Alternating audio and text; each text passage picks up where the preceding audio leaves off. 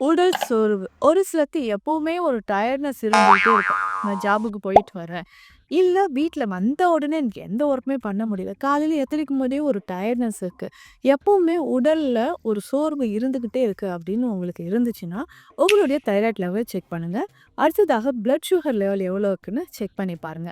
So blood sugar level உங்களுக்கு அதிகமா இருந்துச்சுன்னா, உங்க பிளட்ல சுகர் லெவல் அதிகமா இருந்துச்சுன்னா, இந்த மாதிரி சோர்வு ஏற்படும்.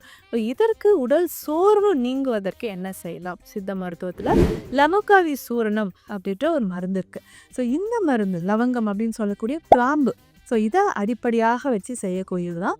ஒரு 1/2 டீஸ்பூன் அளவுக்கு எடுத்து வெந்நீரில் கலந்து ஒரு நாளைக்கு 2 வேளை குடிச்சிக்கிட்டே வரணும். இப்போ சுகர் இருந்தாலும் உங்களுக்கு கொலஸ்ட்ரால் லெவல் அதிகமாக இருந்தாலும் இந்த லவங்காதி சூரணம் பயன்படுது. அது மட்டும் இல்லாமல் உடல் எடை குறைக்கிறதுக்கும் இந்த மெடிசன் உங்களுக்கு யூஸ்ஃபுல்லாக இருக்கும். ஸோ உடல் சோர்வு எப்போவுமே இருந்துச்சுன்னா சிம்பிளாக நம்ம என்ன பண்ணலாம், ஒரு டீ.